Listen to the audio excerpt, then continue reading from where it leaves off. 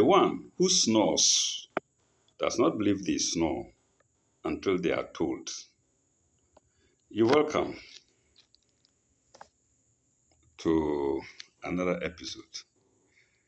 Good morning, Subahul Khair. Bonjour, Kwalafia Ekaro, Ansuma, Dasaba Mimomachi. Before we continue our story, I happen to have found the letter that my friend wrote to me to come to Ghana to collect my things. And I think it's nice to read it to you. I mentioned at least two reasons why I was leaving.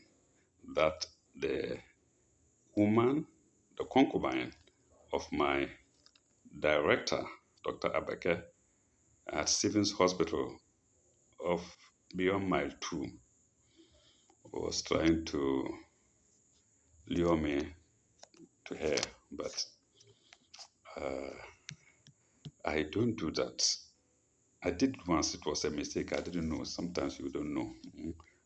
But do it things deliberately like that is not. If the woman doesn't tell you, but when you are there, then you see that she is the boyfriend of your master. Why do you do that? You see, but sometimes once the approach is made, you are not free. If you accept it, you are not free. You don't accept it, you are not free. That's what happened to me the latter. I didn't accept it and I wasn't free. And so I had to leave.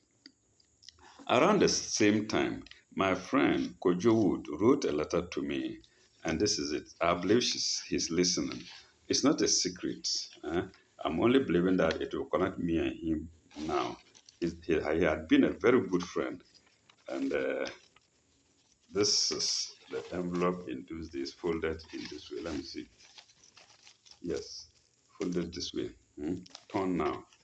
Here it is. Sule Imoro, Sesi Marie Clinic, 59 Adebola Street, off Adeniran, Agunsanya, Surulere, Lagos, Nigeria.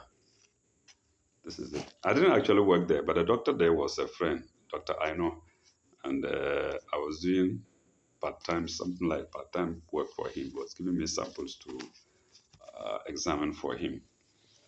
It isn't just that I stayed there as a worker. So this is it. And let's see. And here at the back, Kojo H. Wood, Kojo Hutton Wood, Kojo Hutton Wood. Wood, if you are listening, I'm here. We have to thank God for giving us long life to this date.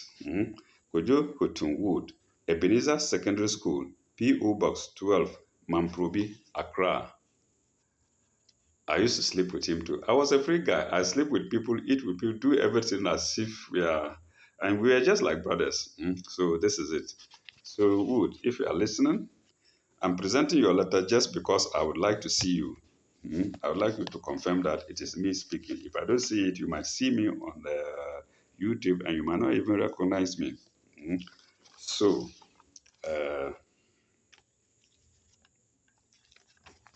as usual, I wrote the date that I received it, and this is it. Received, RD, Friday, 26th July, 91. Received, RD, Friday, 26th July, 91. And that is the letter. Many people may not be able to read it, so let me to go. Dear Sule, it is quite some time since I heard from you. I hope you are in good health and things are being corrected. As far as your landlord is concerned, yes, I had a landlord who was very stubborn, who collected money from me and was, not wanting to give me the accommodation. He collected money from me to give accommodation to somebody and made it appear as if I chopped the money, when in fact he didn't give me the money. He didn't give me, he didn't give us the room. As long as your landlord is concerned, you stated in your letter you are coming to Ghana somewhere in March. Yes, I think I did go. Mm. When I got to Fisher's story, I said I was intending to come back to Ghana, and therefore it was unwise to take a woman there. Mm. So Miss Fisher may be listening. Mm. Coming to Ghana somewhere in March, but could not make it. Okay, I didn't make it. As I said, I have moved to Achimota, but unfortunately, since my mother has retired, she has to go to Cape Coast anytime in August. The mother, they are from Cape Coast, they are Fantis, pardon me. They are Fantis. She has to go to Cape Coast anytime in August. I'm also planning to get out of the country. Yes, Ghana wasn't good. No, everybody wanted to go out, almost everybody. Mm. I am also planning to get out of the country. It's even worse now if you viewers. Within a short time. So I shall have to stay with an aunt at Medina for a short time. She was staying with the mother. The mother had retired and we had to leave, vacate her bungalow for another person.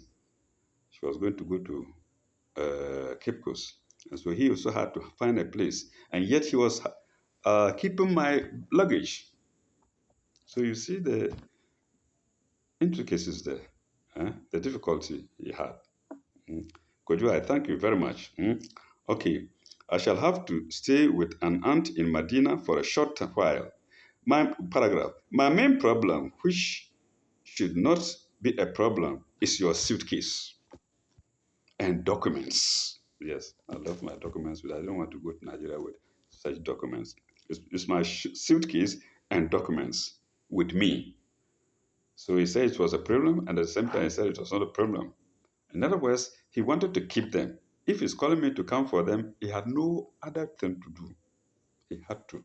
So that's what he meant by it was a problem and it's not a problem. My problem, which should not be a problem, is your suitcase and documents with me. So it shouldn't have been a problem, except that he had to move. He himself had to move. You see? Kindly direct me to whom I should give them to. Kindly direct him to whom I should give them to.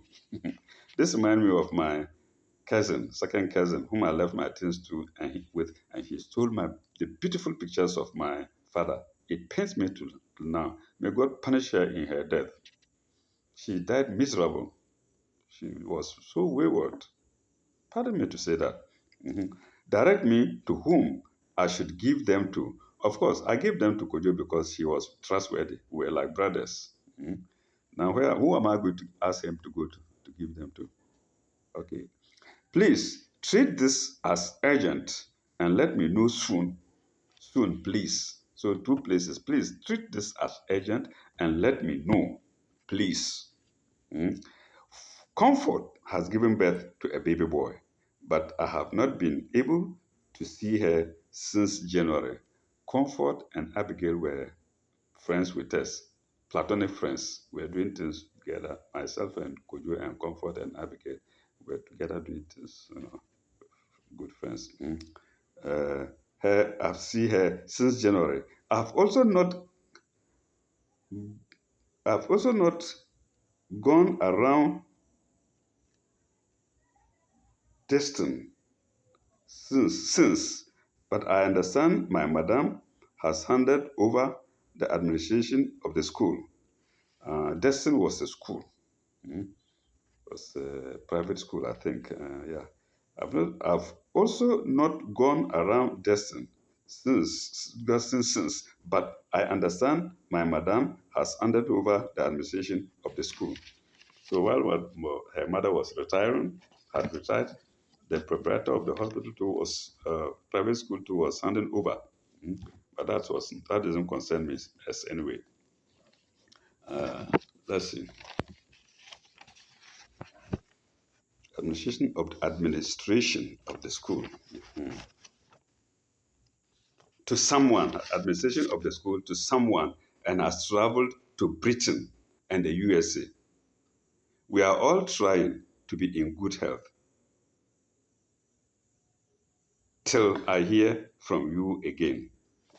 Yes, I don't think I waited for him to hear from me. I just collected my things from Stephen Hospital and said, Baba, I'm going. Look at my things. These are my things. Look at them. I'm going. And they saw me a lot, gave them the place and left Ghana. And that was what year? 91. February, sorry, not February, Friday, 26th July, 91. So I left after that, after 26th July, 1991. That was when I left Nigeria. I think towards the, I can't tell. Let me not tell a lie. Mm. That was around the time that I left Nigeria. So this proves what I told about, what I said about my luggage being in Ghana with somebody. Um, Now, let's go to the autobiography proper. Mm. We stopped at this man had heard of several merciless killings in Nigeria and yet hadn't heard from me for so long. That was my dad. He's the one I'm referring to as this man. I had already referred to him as my dad. Please. Okay. Back in Lagos at the time, I also had a court case with my landlord. Very good. That's what Kojo was speaking of.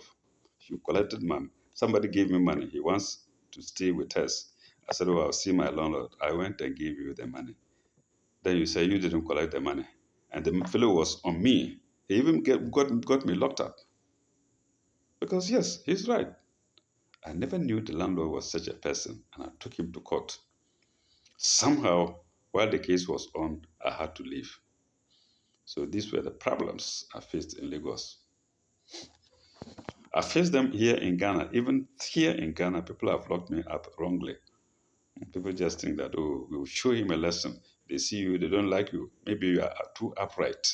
You tell the truth too much.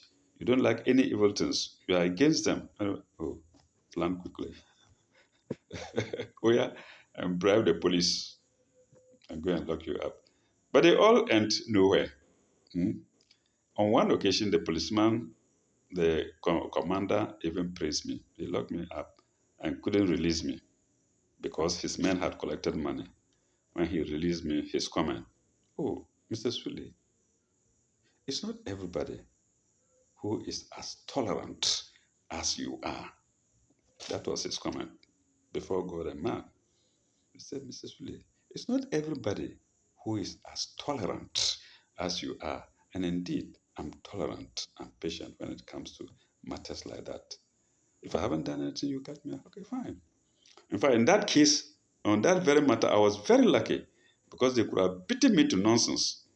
But the policemen saw that I comported myself very well. They took me to the police station and without asking any question, they pushed me into the cell. Go inside. I went in. I told my story. Then the inmates, they're very clever. They said, oh, but your case is no case. They will call you out soon. It's a useless case. Yes, that's what the boys in the cell told me. So it's a useless case. You'll be released soon. Within an hour, they will release you. But they didn't. They kept me there overnight. In fact, over 24 hours, maybe 48, until the one who put me there came from home to see them, and they released me. And that fellow who put me there then asked me to contribute to bring some money, so he will add some money, so we'll give to the policeman who locked me up. I did it. Yes, we are not speaking, but there he spoke to me. His money is so and so. I should 40 cedis. I should add 40 cedis, so we'll give it to the police. I wanted my freedom. I give it to him. That's how the world is. And yet he was wrong. The policeman even saw he was wrong. Everybody knew he was wrong. When I was there, the people in the area, Habitat Konongo, came to the police station and I saw them. And I believe, policemen, they make inquiries. They ask them. And probably they told him, no, this man is like butterfly. He doesn't go anywhere. He doesn't even move out of his house. And we see the people pouring rubbish in his place over years. That's what I told the police. And I was patient. When I retaliated once, they pictured me. They took photograph of me in a glass room and went and showed it to the police streets. They arranged with the police. And I had to explain to the police. So the police were ready to beat me up for seeing me pouring unwanted material in front of their house. But they did it for 5 good years because I was staying alone. Most of the time I've been staying alone. I'm a lone person. I'm a loner. Anyway, let's go. Okay, it's part of the autobiography. Huh? Let's go. Namshi had a court case with my landlord. I was staying in one of his houses. It was directly behind Challenge bus stop between Mushin and Oshodi. Yes, it's a popular place. It's a big road from Challenge going Oshodi going to Mushin or Mushin going to Challenge. There is a bus stop there in front of the house, and behind it you see a story building. I was in that story building with one uh, Thomas and then one Dr. Phillips, a medical doctor. Okay, directly behind the Challenge bus stop between Mushin and Oshodi. I shared the place with two other Ghanaians, okay, Thomas and Dr. Phillips.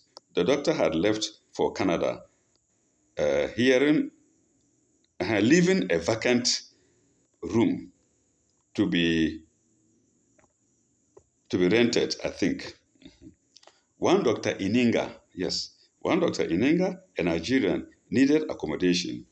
I got to know him in a small private hospital near Oshodi.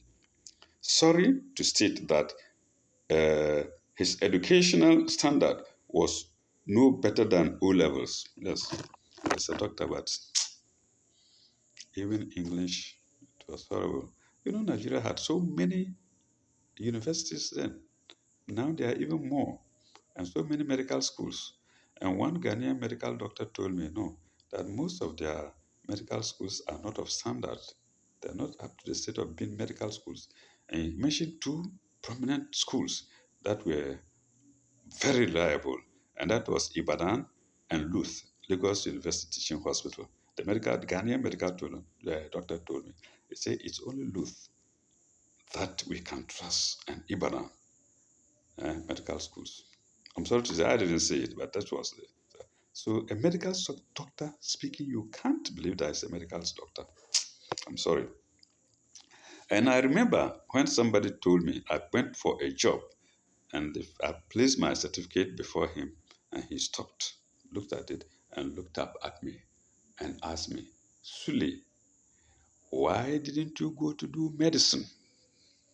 Yes, I remember at Mr. Johnson at a place called, uh,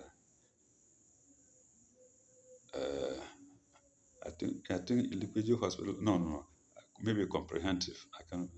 Yes, he was technologist, and he saw that my qualifications were higher than him, but he had a bigger post for me. But he was honest enough to stop and look up at me and ask me, Sule, why didn't you go to do medicine? Yes, I should have gained citizenship in Nigeria as a Hausa man, and I would have entered their university and I've been a big doctor. But something that is not yours, you don't get it. Mm. And so that was all. So, sorry to state that his educational background was no better than O levels. I took this doctor's money and handed it over to the landlord, name forgotten. I've forgotten the name. Name forgotten for now. He didn't give me any receipt with the excuse that the book was not with him then. Yes, I asked for a receipt. He said, no, the book was not with him. Okay. Later, he denied even collecting any money from me. I think here it was deliberate because he should have recollected that I even asked for a receipt and he said the receipt was not with him. But then he said, no, he didn't collect any money from me. I was very bitter. He never came to me. I said, no, I gave it to him. He went straight to the police and they locked me up. They didn't beat me like usual. When they go, I compose myself. In fact, ever they praised me a lot. I will digress again. When I went to the police, I had 13 naira. By then, 13 naira was big money. And the inmates asked me, How much is with you? You didn't work for me just because I came to join you. I was in a singlet. Then I told them 13 cities. Without knowing, the police had already told them. Before getting to the cell, you disclose the amount you have. And the police in turn will tell the inmate, the man coming in has brought 13 cities. People used to tell lies, and they used to beat the hell out of them. But when they asked me, I said, oh, I had 13 cities. It's my nature. Oh, they respected me. When I went, they say, how much do you have? I said, I have 13 cities. They say, uncle, sit here. They were maltreating them. When they get me, they say, uncle. When they meet, they say, uncle. Because you see, even though those who are criminals, they want people who are truthful, who are honest. You see, they are criminals who they committed heavy crimes before they get. But then they try to test people to see if they are trustworthy or not, if they tell the truth or not. When I told them I had 13 naira, I can remember that. Oh, they respected me. They didn't touch me. Oh, uncle, yeah, uncle, that's what I'm doing. That until I left the place. Like I say, in Konongo, prison do the same thing. Respect, respect, respect. All this is because God is with the faithful. God is with the truthful. God is with people who are upright. Once you don't, supposing I told a lie, oh, 2 cities, my brother, they would have dealt with me, but I didn't. So you see what the police can do. Hmm?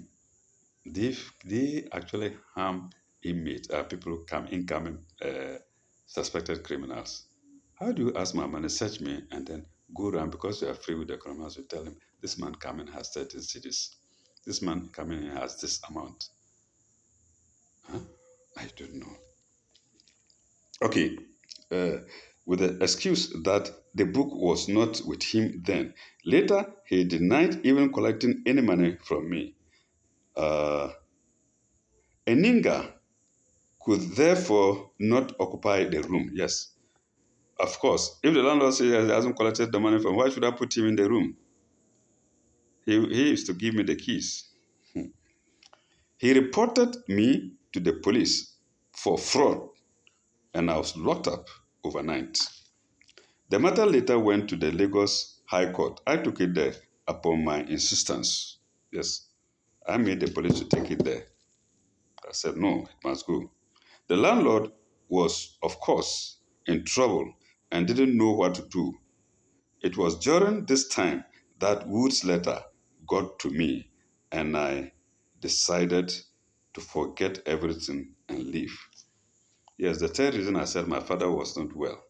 My dad was not well. Stephen's Hospital, because of a woman, I was in trouble. My luggage was in Ghana. Wood was to leave.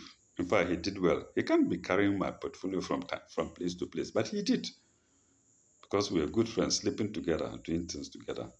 So at least 3 reasons. Dad not well, Stephen Hospital trouble. I had to leave because somebody didn't know where to put my things together. So I didn't need a seer to tell me that no, boy, this is time to say bye bye to Lagos and to Nigeria for good, I believe. Since then, I haven't been there. Okay, it was during this time that Woods letter got to me, and I decided to forget everything and leave. Uh, it most probably was spiritual. Yes, it most probably was spiritual. The landlord must have worked it. Yes, they don't leave things like that too. Eh? They will make sure that things happen uh, in their favor. And I suppose when they went to court and they called and I was not there, and they said, okay, you are free. Discharge and disquitted. Sorry, discharged and acquitted. Pardon me. Eh? Okay, then I continued the writing on the 11th of, I don't know whether it is 4 or 9, at the 11th of April. The last one was what date? I can't find it, but I think viewers can know it. So I halted there, and then on the 11th, I started writing again, 11th of April 2001, I suppose. or 2002, I don't know. Whatever be the case, I came back to Ghana. If my memory serves me right, that was in August 1991. Yes, where's Usu's letter? Was it in August? That was in August 1991. It was in July, yeah, July, August. So July, August, the day was 26th July. Of course, it will take me some weeks to prepare. So if my memory serves me right, that was in August 1991. Uh, oh, it's an old book, so it's difficult to open. In 1991, uh, I went straight to Nyankpala. I bypassed Emily and went straight to Nyankpala, where my father, Imoro Wala, was. I wrote a letter to the Ministry of Health. I waited for a reply, which wasn't coming. I never knew the country was so spoilt under Rawlins. We those outside thought he had streamlined things such that everything was going smoothly, but it wasn't the case. Corruption has set in, or corruption had set in. People were doing things the way they liked. Letters were being torn in post offices.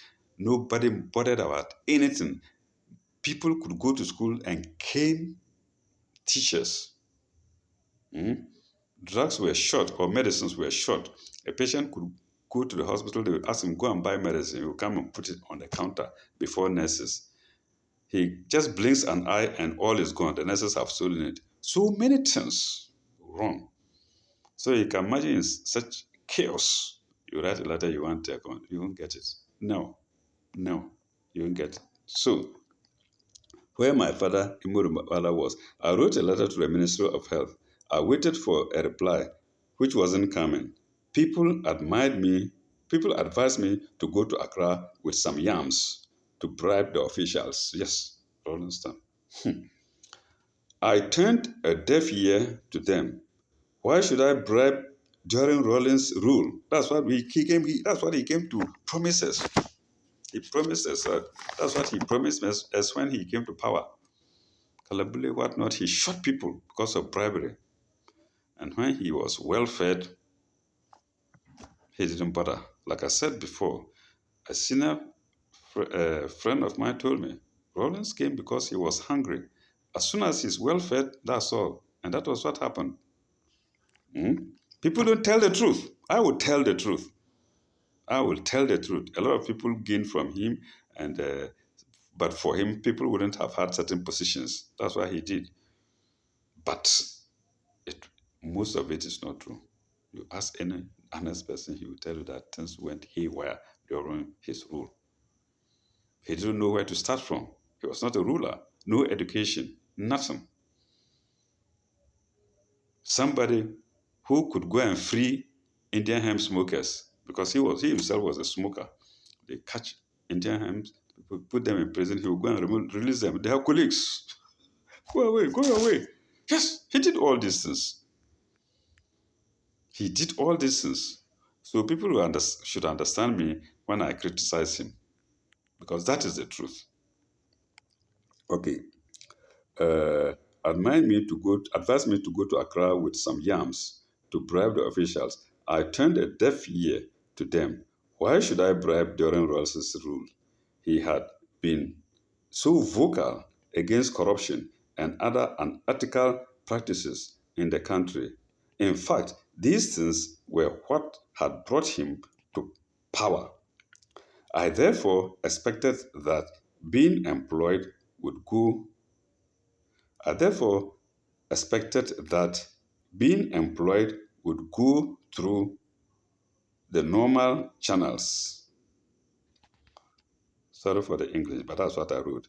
I was joking, at least, so I had to come to realize. I was joking, so I had to come to realize. I later realized that no, what they were telling me was the truth. Mhm. Uh, Rollins had Rollins had fed fat now and was no longer keen in fighting the helpless in the country, at least not like before. His soldiers had stripped women naked. and made them to squat or sweep for people to wash their innermost, to wash the innermost of their privacy. You imagine sleeping women naked and asking them to sweep, and the whole public, all the people are behind them watching. Hmm? If not a double bastard, who will do this? When I say double bastard, he doesn't know the father, he doesn't know the mother, or he didn't know the father, he didn't know the mother. No. Hmm? He was not aware. Always took care of him. That's right, no doubt about it. And therefore had the right to associate themselves with him. They had the right to enjoy from him. But honestly speaking, he was no heir. He had nothing to do with the heir people, tribe. The fellow who called his mother was not his mother. He wasn't a caretaker. She picked him up from Togo and brought him to Ghana here to Kotoka to take care of. And stayed there and learned he's not ever. So, like I say, he's not. He has no blood, ever blood in him. But the Evers have the right to consider him as ever. They took care of him. Mm. So, uh, naked and made them to squat or sweep for people to watch the innermost of their privacy. People he had put in official position were themselves corrupt. Yes, yes, I can tell you. So if you can imagine if they can catch people for smoking Indian hemp, and he goes to release them and tell them to go because they are colleagues. You can imagine such a ruler. And people hated him very much. People made sure that they would fight him, and they didn't want him to stay even one day. But he stayed on because of uh, informants, people who would benefit from him, would, would did the best they could to keep him in power and protect him. He killed a lot of people because of that. My schoolmate Padmore, a soldier, was killed like that. He didn't like Rollins, and unfortunately, he didn't hide it. He was saying it publicly. Before I realized, when I came back to Nigeria and asked, oh, he said Rollins has killed him. Yes. He catches you, that's all. My good childhood friend, Sedu, W.A. Sedu, was also arrested for nothing. He was chained at both ankles and uh, hands like a criminal. He couldn't shave. His beard grew so nasty and the hair. He was just lucky. He knew some people pleaded on his behalf and he was released. Said he's still alive. So many things. Oh no. People he had put in official position were themselves corrupt with impunity. I had no income whatsoever, and my father had to fend for me out of his meager pension money monthly. It was terrible. The old man told me how Rawlins' boys in the early days of of his coming to power had been harassing him in his grinding mill. Yes, some small boys will come, small boys in the village who could never near my father. I will have been one, a schoolmate, went to my father asking, how much are you making here in your grinding mill? How much are you making in your grinding mill? My father looked at him, such things. Hmm? Uh, it was terrible. The old man told me how Rawlins' boys in the early days of his coming to power had been harassing him in his grinding mill. They were known as People's Defense Committee, PDC. And my father used to call them BBC. PDC. They said, these are these BBC people. Hmm? They used to call them PDC. Uh, People's Defense Committee of the Revolution, or PDC. Mhm. They would enter into the grinding mill to note his earnings. Look at that. When they are not tax people, to note his earnings. These boys were not from the Internal Revenue Service, yes, IRS. When I got so Dejected and fed up in the village in Yankpala, I had to move to the south to look for a job in the private sector. Let's stop here and continue later. Thank you very much. Ila leka ibaba. May God bless you.